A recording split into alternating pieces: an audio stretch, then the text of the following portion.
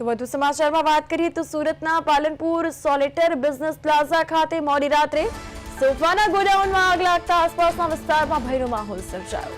આગે વિકરાળ સ્વરૂપ ધારણ કર્યું અને એપલ હોટલમાંથી 7 થી 8 લોકોને સુરક્ષિત રીતે રેસ્ક્યુ કરવામાં આવ્યા છે। આ સાથે જ ફાયર વિભાગનો મોટો કાફલો ઘટના સ્થળે પહોંચ્યો હતો અને આગ પર સંપૂર્ણ કાબુ મેળવ્યો। આગ દુર્ઘટનામાં કોઈ જાનહાનિ ન થઈ, જેના કારણે મોટી દુર્ઘટના ટળી। આગ લાગવાનું કારણ હજુ સામે નથી આવ્યું। આગ લાગવાનું કારણ અકબંધ છે। આ સાથે સુરતના પાલનપુર સોલિટેર બિઝનેસ પ્લાઝામાં આગ લાગવાનો બનાવ કે જ્યાં સોલિટેર બિઝનેસ પ્લાઝા ખાતે સોફાઓના ગોડાઉનમાં આગ લાગી। આ સાથે વધુ માહિતી માટે સુરતથી અમારા સંવાદદાતા અરવિંદ રાઠોડ ફોન લાઈન પર જોડાઈ ગયા છે। અરવિંદ, પાલનપુર સોલિટેર બિઝનેસ પ્લાઝામાં આગ લાગવાની આ ગંભીર ઘટના કેટલા વાગે બની ને તેને લઈને અપડેટ?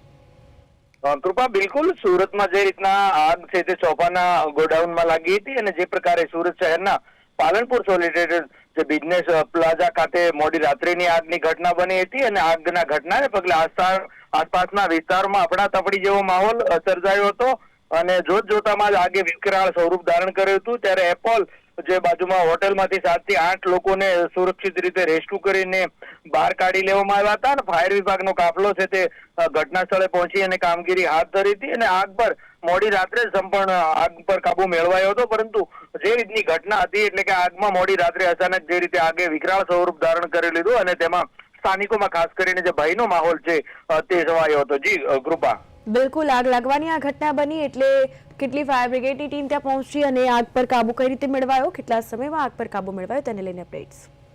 કૃપા, ફાયર વિભાગનો દ્વારા મસ્ત મોટા કાફલા સાથે આસપાસના જે નજીકના 6 થી 7 જેટલા ફાયર ફાઈટરો પહોંચી ગયા હતા અને જે રીતની ખાસ કરીને જે હોટલમાંથી જે લોકો હતા એપલ હોટલમાંથી તેઓને સુરક્ષિત રીતે રેસ્ક્યુ કરી અને બહાર કાઢી લેવામાં આવ્યા હતા અને મહત્વનું છે કે આગ પર ફાયરની ટીમ દ્વારા કાબુ મેળવાયો હતો અને આગની આ પ્રકારની કોઈ ઘટનામાં જે જાનહાનિના સમાચાર નથી। સદનસીબે આ મોટી દુર્ઘટના છે તે અહીં ટળી છે। કૃપા, બિલકુલ, સોફાના ગોડાઉનમાં આગ લાગી અને આગે ધીરે ધીરે વિકરાળ સ્વરૂપ ધારણ કર્યું ત્યારે આગ હોટલમાં પણ લાગી હોવાનું સામે આવ્યું છે। કેટલા લોકોનું રેસ્ક્યુ કરાયું તેને લઈને અપડેટ્સ?